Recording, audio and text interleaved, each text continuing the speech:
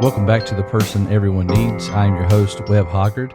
Today, I want to just give you a word of encouragement as I was considering this past week, October the 31st, which most people celebrate as Halloween, is a day that I pay attention to every year because it's the day in which Martin Luther, the great reformer of the church, nailed 95 concerns to the front of the church that he was pastoring in Germany, and that sparked, for the rest of his life, what would be difficulty and frustration and expectations of recanting his questions.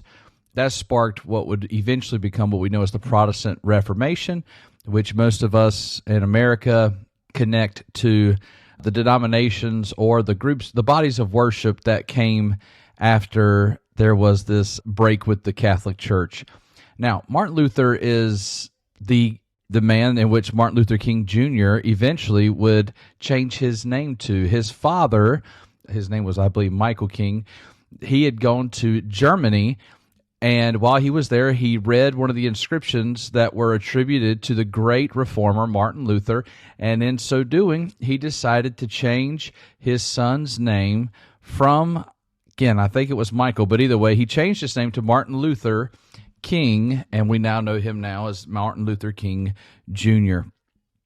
And one of the powerful things, not only was he a man who had to think through things, if you do any research on his life, he had a profound fear that he was never going to be good enough for God. And things really changed for him when he finally got connected to the grace of God, realizing that it was through faith that we receive the grace that we need from God. Nothing that we could ever accomplish will ever outdo the sins that predicated for Jesus to have to go to the cross. We will never do enough. We will never work enough. We'll never have enough good works to override what we've done through our sinfulness. But through faith, the just live by faith.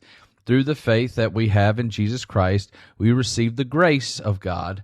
And the reason I'm bringing this up, obviously this was just last week.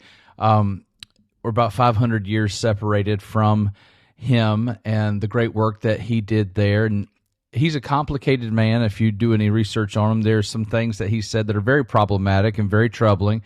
And at the same time, there were some things that he said and did that were amazingly liberating and actually formational for what we understand in America today. Prior to him, there wasn't really a greater understanding of that everybody should have the right to have their own opinions kind of heard or to have your own opinion. And then obviously the kneeling down before the Pope was an expectation early. And because of him, there's been some freedom of worship there, which informs the freedom of worship that we absolutely get to have in America. And America was founded on the freedom of worship, that we are able to worship whatever and however we want. That was of huge importance to the forefathers of America.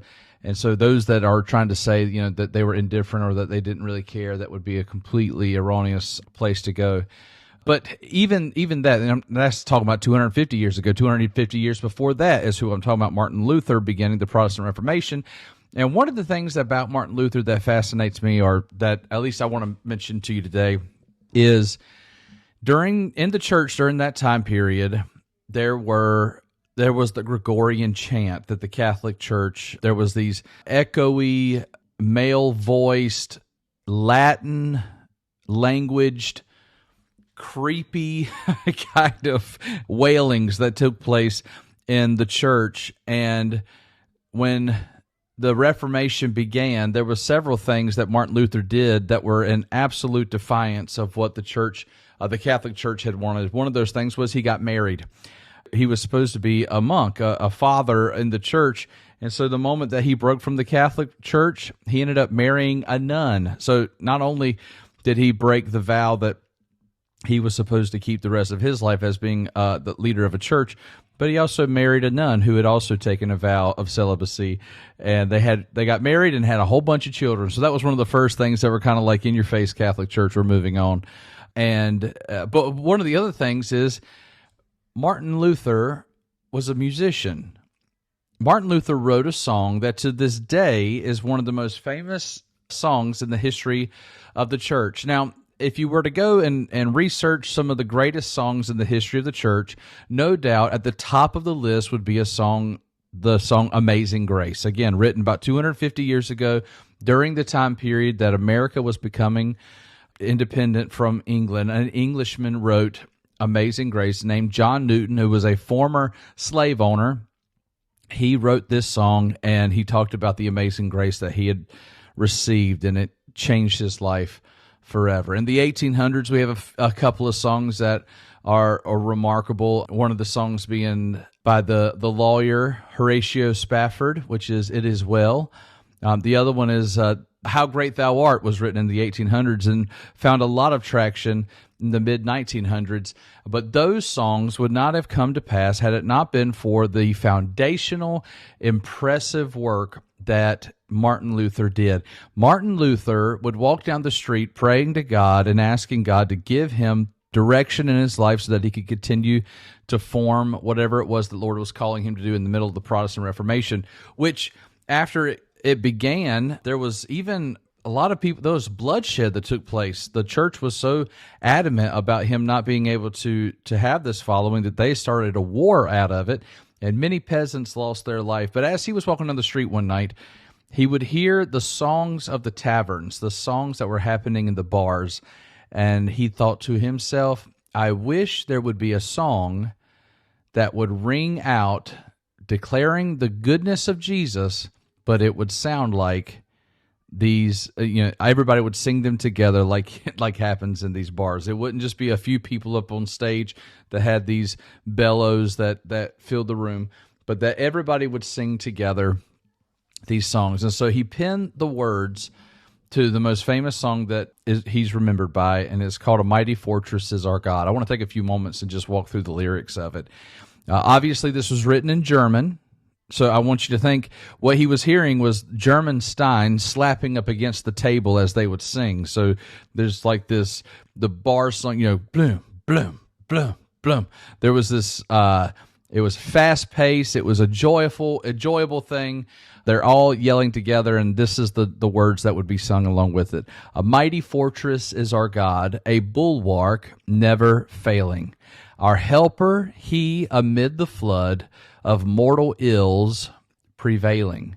For still our ancient foe does seek to work us woe.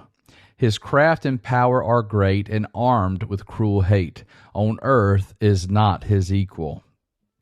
Did we in our strength confide, our striving would be losing.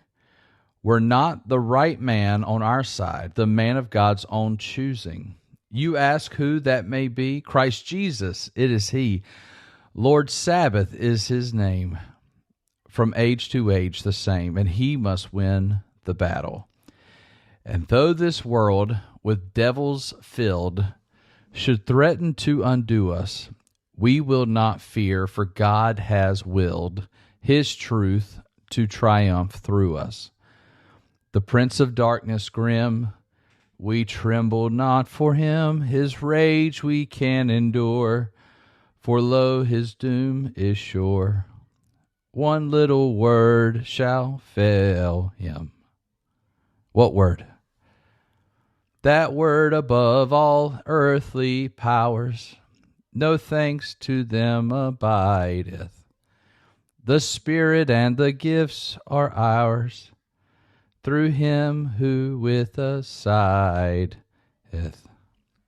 Let goods and kindred go, this mortal life also. The body they may kill, God's truth abideth still. His kingdom is forever. That song was sung among the people who were being liberated through the great Reformation that was begun by Martin Luther. His legacy can be seen through what was said in that song. That the truth is, there is a devil around every corner, that there is a Satan who hates you, there's those who would not like to see you succeed, But you have a Jesus who loves you enough, powerful enough to bring all things to pass no matter what, if you will side with the right one. The song heightens with the idea of there's one little word that defeats the devil every time. Some say that word is the word of God. Some say that word is liar, when we declare over Satan that he is a liar, because what he will do is he will lie to you, trying to get your eyes off of what God has for you and what he can do through you. This is the plan, the idea of Satan. He wants to do all that he can to distract you from really who God has called you to be. But with one word, that word being Jesus, all things are possible.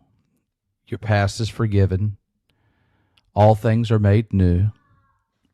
If all you'll do is repent and say the name Jesus, every scheme of the devil will break in front of you.